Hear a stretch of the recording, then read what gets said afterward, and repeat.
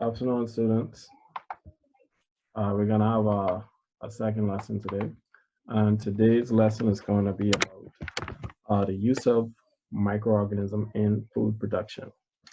Now, this specific class is going to cover a grade 11 topic, but for those of you who are, studying for the BGCSE, you need to, study grade 12 topics, 11 topics, as well as grade 10 topics. So for those of you who are not in grade 11, watching this video would still be helpful for you because it'll be a quick review of something that you probably would have learned when you was in grade 11.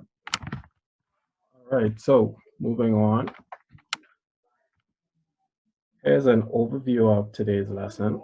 You can find all of this information inside these slides on page 69. And today we're going to be talking about anaerobic respiration as well as fermentation.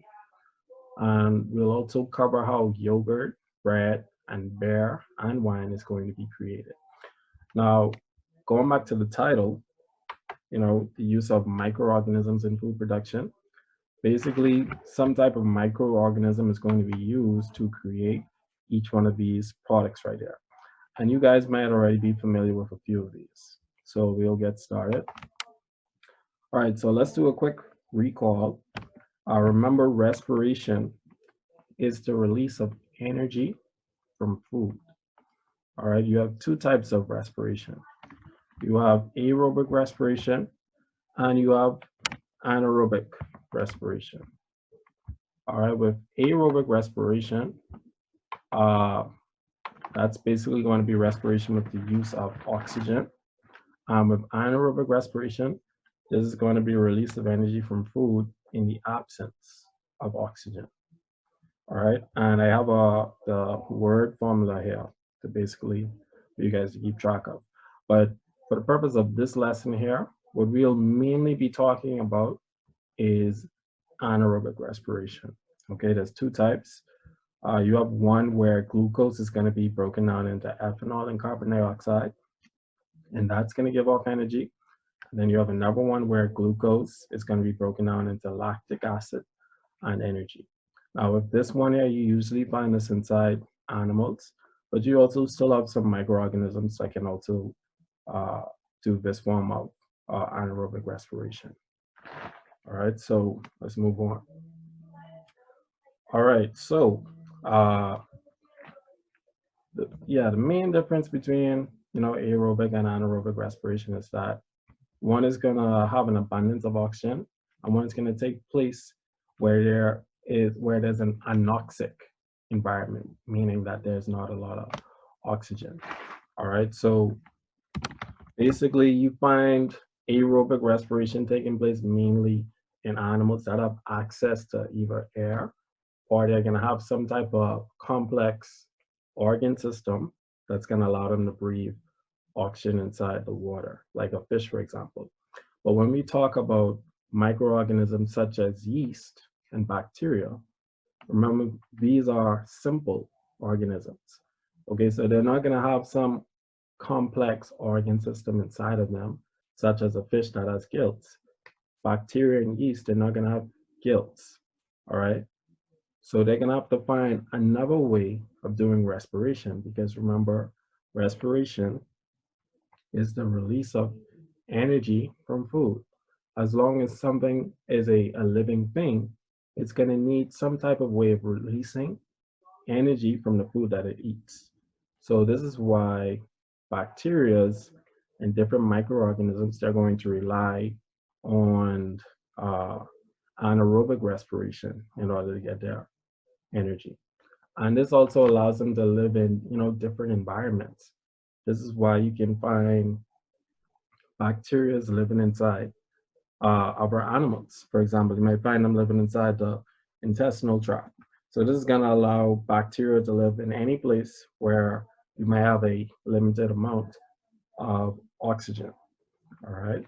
And the reason why that's an important point is because throughout this presentation, you'll find that you're either going to add yeast to a liquid or a bacteria to a liquid. And because, like I said, liquids, they don't have as much oxygen inside of it. So the liquid is going to be an anoxic environment. It's not going to have any oxygen. So that's going to allow them to do anaerobic respiration. Okay. So moving on. All right. So yeah, this picture here is just, showing a picture of some microorganisms that can live inside of anoxic environments, or environments that doesn't have access to oxygen or as much oxygen. All right, so this is why bacteria can live in these environments, because once again, they're going to be doing a different type of respiration. They're going to be doing anaerobic respiration. This doesn't require oxygen. Okay, so this is why they can live in these types of environments that have a low amount of oxygen inside of them. Okay, so the first product or production process we're going to talk about is going to be yogurt production. Okay, so with yogurt production, there's going to be a number of different steps. And with this production, it's going to use a special type of bacteria to ferment the milk. Okay, so with the first step is that basically they're going to use fresh milk, which is this picture over here to the left. And as you can see, there's a separation of the fat from the milk below. Okay, that's because milk is very fatty. So the very first step of yogurt production is basically they're going to put this liquid or this raw milk inside a machine that's going to help to break up these fat goblets into smaller bits and pieces so that you will have one homogenized mixture. So basically, with the picture to the right, you can't see the fat. It's basically broken down up so small that it's blended and mixed inside the liquid very finely, so that you see no separation. So that's the first step of yogurt production. It's going to be placed inside a machine and it's going to be homogenized. Homogenized basically means that it's going to be mixed to a point where you will no longer see a separation of different materials inside of that liquid. All right, so this is why we can move from, this two-layered milk mixture over here where you have fat to the top and milk to the bottom, to over here where you have, one blended mixture of milk. All right, that's the first step. All right, the second step in yogurt production is that milk or this mixture over here is going to be pasteurized. All right, during pasteurization, the mixture is going to be heated and then it's going to be cooled. Now, the reason why it's heated is to basically sterilize the milk, to basically get rid of any harmful bacteria that might have been inside of the milk. Okay. The reason why this happens is, the reason why they're going to do this is because you may have, bacteria inside of that milk that might cause the milk to start to spoil. You wouldn't want that to happen if you had a factory that's trying to create yogurt. You wouldn't want the milk to spoil. That's why they're going to get rid of all of these harmful bacteria by heating it. And then after it's heated, it's going to be rapidly cooled. All right, so the heat process is going to kill the bacteria, and then cooling it off is going to slow the growth of any of our remaining bacteria, or it's going to prevent them from growing back. All right, so second step is pasteurization. That's when the milk is going to be heated, and then it's going to be cooled. And the main point of this process is to basically kill all of the bacteria. All right, the third step inside yogurt production is that now they're going to introduce a culture of good bacteria. All right, so a culture is just basically a place that is like a petri dish that's going to have bacteria growing on it. Okay, so they're going to remove this stored form of bacteria and they're going to add that into the milk. All right, here's the name of the two bacteria right here. And the reason why they're going to add this bacteria to the milk is so that these bacteria can do uh, anaerobic respiration. Okay, remember I showed you guys this formula a little bit earlier where glucose is going to be broken down into lactic acid and carbon dioxide. Now, the reason why this respiration is going on is because once again, these bacteria are a living thing. Okay, so they're going to need energy in order to keep them alive. And yeah, so basically once they add this bacteria to the milk, it's going to start that respiration, and slowly it's going to start fermenting that mixture. All right. Now, inside of the formula, you see glucose here, but the sugar that you find inside milk is actually lactose. But lactose is still a sugar, which means it's still a food that is going to be used for respiration by these bacteria. Okay, so once you put these bacteria here inside of the milk, it's going to start doing anaerobic respiration because this is a living thing and it's feeding on the lactose sugars inside of the milk. And as it feeds on the sugars inside of the milk, these two waste products are going to be created. All right, lactic acid is going to be created and carbon dioxide is going to be created.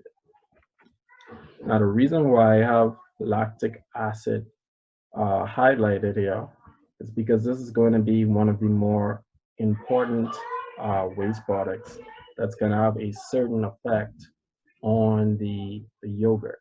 It's going to basically help to give it a certain texture and a taste. Okay, so this is what the lactic acid is going to do. It's going to cause the proteins inside of the milk to coagulate, which basically means it's going to thicken. And that's what you're basically seeing in this picture. You see a thickening of the milk.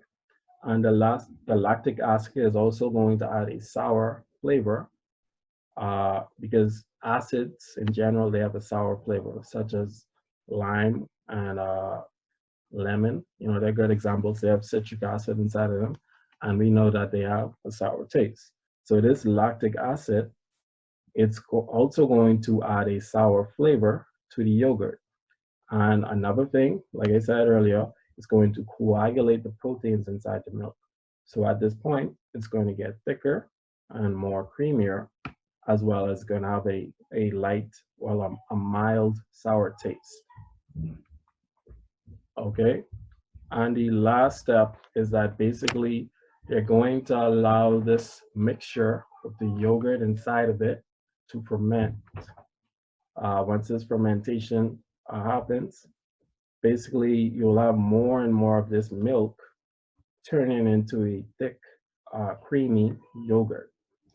So while this is happening, they basically keep it at a temperature about 46 degrees Celsius. And then after a certain amount of time, once it reaches the consistency and flavor that they want it to be, then they're going to cool it down to 5 degrees Celsius. And that's going to stop the growth of any more bacteria. So that's basically going to help to stabilize it at that point and basically stop it from continuing its fermentation. All right, so that's it for fermentation.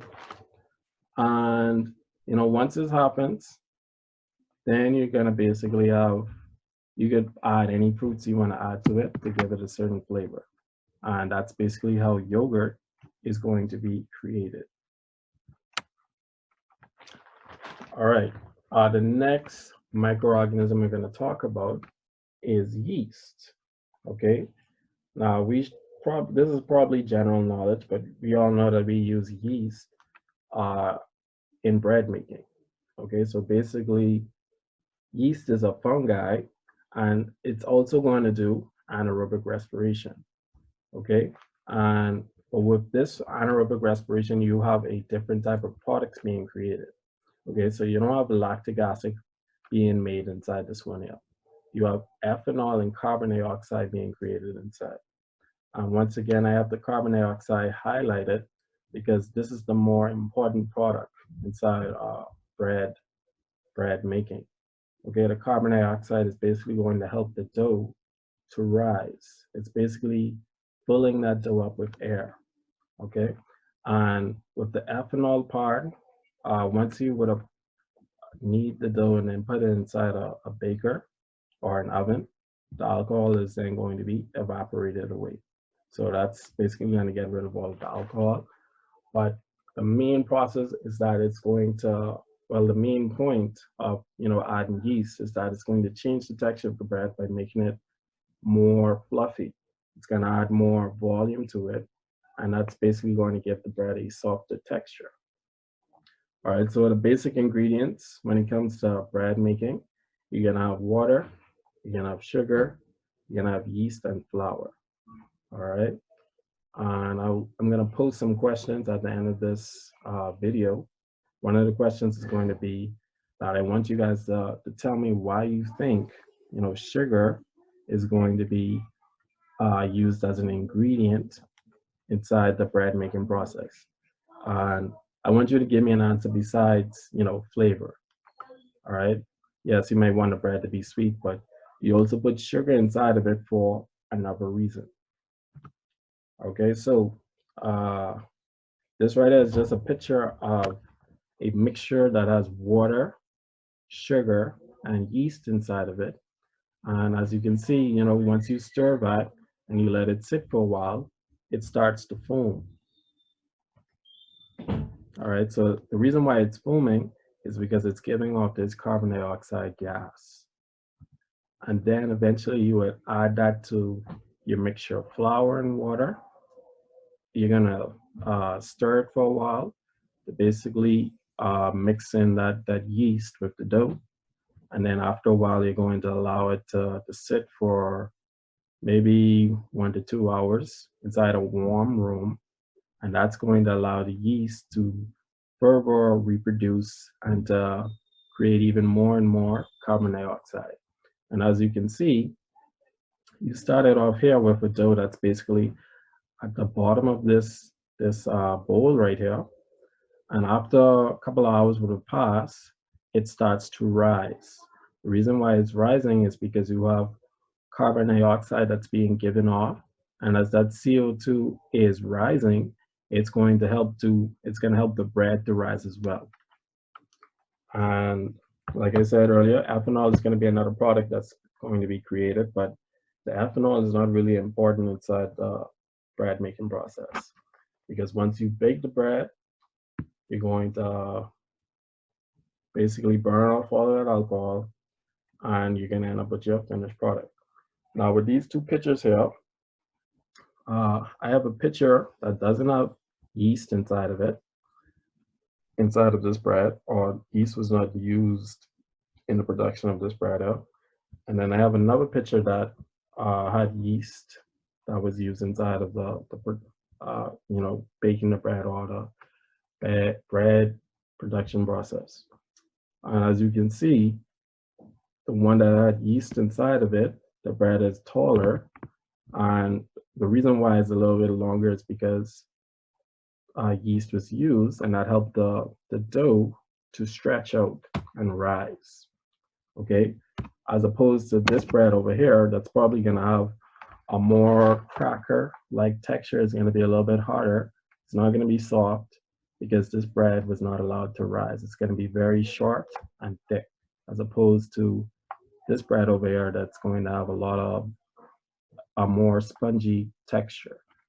All right, so that's it for yeast and yogurt production.